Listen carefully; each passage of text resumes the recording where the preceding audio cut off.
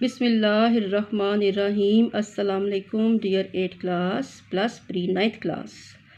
ٹھیک ہے جی، چونکہ آپ کچھ کتابیں پڑھ رہے ہیں 8 کلاس میں ہونے کے باوجود 9th کلاس کی، تو اس لیے آپ کو اگر نحو بھی کہا جائے تو یقیناً آپ کو خوشی ہوگی۔ تو پری 9th کلاس آج ہم نظم حمد کا مرکزی خیال آن لائن کریں گے، اور ہوم ورک میں آپ کو اسی نظم حمد کا خلاصہ کرنا ہوگا۔ ٹھیک ہے پیارے بچوں، کسی بھی کام کو کرنے کا کوئی نہ کوئی پیٹرن ضرور ہوتا ہے، اور ہمیشہ کام کو اسی پیٹرن کے ساتھ انجام دیا کرتے ہیں۔ ٹھیک ہے، تو آئیے دیکھتے ہیں کہ آپ نے کیا کرنا ہے، خلاصے میں کیا لکھنا ہے اور کیسے۔ دیکھیں، فرسٹ مارجن لائن پر تاریخ اور مہینے کا نام ہے، اسی لائن کے مڈ میں لکھا ہوا ہے آن لائن ورک، اور اسی لائن کے آخر میں مارجن لائن کے باہر لکھا ہوا ہے دن کا نام۔ یہاں پر یہ بتانا آپ کو مقصود ہے کہ بعض کاپیز ایسی ہوتی ہیں کہ لیفٹ ہینڈ پہ لائن نہیں لگی ہوتی ہے، لیکن آپ لگائیں گے کیونکہ اردو کاپی کا یہی رول ہے۔ اگر جس کی کاپی پہ نہیں لگی ہے تو وہ یہاں پر لیفٹ ہینڈ کی طرف بھی مارجن لائن لگائے۔ اس کے بعد فرسٹ لائن پہ دیکھیے، مارجن لائن کے ساتھ لکھا ہوا ہے عنوان نظم، اور اس کے بعد تفصیلیے کا سائن ہے، پھر نظم کا عنوان یعنی حمد لکھا ہے، پھر شاعر کا نام، تفصیلیے کے سائن کے بعد الطاف حسین حالی۔ کوئی بھی شاعر یا مصنف ہو جو اس کا تخلص ہوتا ہے، اور جو تخلص ہوتا ہے اس کے اوپر تخلص کا سائن مینشن کرنا کبھی بھی نہ بھولیں۔ ٹھیک ہے، یہاں میں یہ بتاتی چلوں کہ ہمیشہ جب بھی کسی نظم کا خلاصہ یا مرکزی خیال لکھیں تو اس کے شاعر کا نام مینشن ضرور کریں، اور کہاں پہ کرنا ہے آپ کو لکھا ہوا نظر آ رہا ہے۔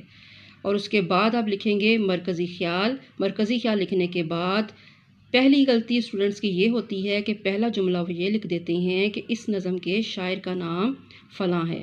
ٹھیک ہے جی، وہ ہم نے یہ جملہ یہاں پر نہیں لکھنا، کیونکہ مرکزی خیال ہوتا ہے مختصر، اور اس ایک جملے سے اس میں طوالت آتی ہے، تو اسی لیے اوپر جب لکھ دیا گیا ہے تو دوبارہ لکھنے کی ضرورت نہیں ہے، چونکہ ہم نے اس کو مختصر رکھنا ہے، اس وجہ سے ہم یہاں پر دوبارہ سے اس کو نہیں لکھیں گے، لیکن اوپر ضرور لکھیں گے۔ کیوں کہ سوال جو ہوتا ہے پیپر میں وہ اس طرح سے آتا ہے کہ نظم کا مرکزی خیال لکھیں، نیز شاعر کا نام لکھنا لازم ہے۔ تو مرکزی خیال میں آپ نے کیا لکھنا ہے دیکھ لیجئے۔ کائنات کا گوشہ گوشہ گواہ ہے کہ اللہ تعالیٰ کی ذات ہر چیز پر اپنی قدرت اور اختیار رکھتی ہے، نیز مظاہر فطرت بھی اسی بات کے شاہد ہیں۔ اللہ کی ذات کی حقیقت جاننا کسی کے بس میں نہیں، مگر اس کی خوشبو ہر طرف پھیلی ہوئی ہے۔ ٹھیک ہے، یہ اس کا مرکز ہے، آ رہی ہے آپ کو سمجھ، اور یہ اس کا پیٹرن ہے۔ جب آپ نے ہوم ورک میں خلاصہ کرنا ہے تو مرکزی خیال پر جہاں لکھا ہوا ہے مرکزی خیال، اس کی جگہ پہ آپ خلاصے کی ہیڈنگ دے دیں گے۔ ٹھیک ہے، چونکہ مرکزی خیال مختصر ہوتا ہے تو جو مارجن لائن ہے ان کے ہونے کے باوجود اندر بھی 2 لائنز لگائی گئی ہیں، اسی طرح آپ لگائیں گے، لیکن خلاصے میں یہ لائنز نہیں لگیں گی۔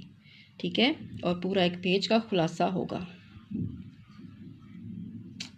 ٹھیک ہو گیا، اب ہم چلتے ہیں نظم کی طرف، تاکہ میں آپ کو کچھ خلاصے کے بارے میں بتاؤں کہ خلاصہ جو ہے وہ ہم نے کیسے لکھنا ہے۔ یہ جی ہماری بک پہ حمد، اور یہ شاعر کا نام اور پہلا شعر۔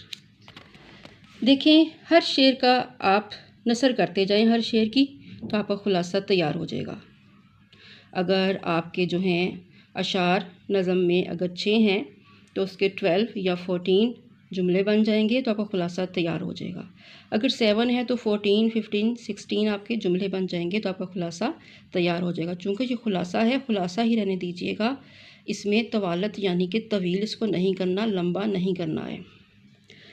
تو پہلا شعر دیکھیں کہ قبضہ ہو دلوں پہ کیا اور اس سے سوا تیرا۔ اب اس کا ہم یہ نکالیں گے نثر کہ خلاصے کی شروعات آپ یہیں سے کریں گے کہ کائنات میں ہر جاندار کے دل میں اللہ تعالیٰ کی ذات بستی ہے۔ ٹھیک ہے، نافرما بندے بھی اسی کا دم بھرتے ہیں۔ 2 جملے ہو گئے۔ اب نیچے آ جائیں دوسرے شعر پہ۔ ہم جانتے ہیں کہ سب سے پہلے حق اللہ تعالیٰ کا ادا کرنا چاہیے، لیکن اشرف المخلوق ہونے کے باوجود ہم اتنی قابلیت نہیں رکھتے کہ اللہ تعالیٰ کا حق مکمل طور پر ادا کر سکیں۔ ٹھیک ہو گیا؟ پھر یہ نیچے اس کا ہم لکھ لیں گے، شاعر کے مطابق محرم اور نامحرم میں کوئی فرق نہیں، کیونکہ اللہ تعالیٰ کی ذات کی حقیقت جاننا کسی کے بس میں نہیں۔ ٹھیک ہے؟ اب دیکھیں، جچتا نہیں نظروں میں، جس سے اللہ تعالیٰ کی لو لگ جائے، یعنی اللہ تعالیٰ سے محبت ہو جائے یا اللہ تعالیٰ کی معرفت نصیب ہو جائے، اس کے لیے بادشاہی لباس کی بھی کوئی اہمیت نہیں، وہ تو عاجزی کی چادر اوڑھے اپنی ہی اللہ تعالیٰ کی محبت میں مگن رہتا ہے۔ اللہ تعالیٰ پوری کائنات کو محیط کیے ہوئے ہے، یہی وجہ ہے کہ لوگ جو ہیں رنج و مصیبت میں صرف اللہ تعالیٰ ہی سے مدد مانگتے ہیں۔ ٹھیک ہو گیا؟ پھر اس کے بعد ہو ہی نہیں سکتا کہ پوری کائنات میں اللہ تعالیٰ کی مہک یعنی خوشبو نہ پھیلے۔ ہمارے ارد گرد چلنے والی ہوا بھی تو اللہ ہی کے ہونے کا ثبوت ہے یا پیغام دیتی ہے۔ ٹھیک ہے؟ یوں تو بہت سے شعراء نے اللہ تعالیٰ کی تعریف میں حمد لکھی ہے، لیکن الطاف حسین حالی کا انداز بیاں ایسا ہے کہ جو کوئی اسے پڑھتا ہے اس کے دل پر اس کے الفاظ اثر کرتے چلے جاتے ہیں۔ ٹھیک ہے؟ یہ ہو گیا خلاصہ، یہ آپ کا ہوم ورک ہے۔ اوکے، اللہ حافظ، ٹیک کیئر۔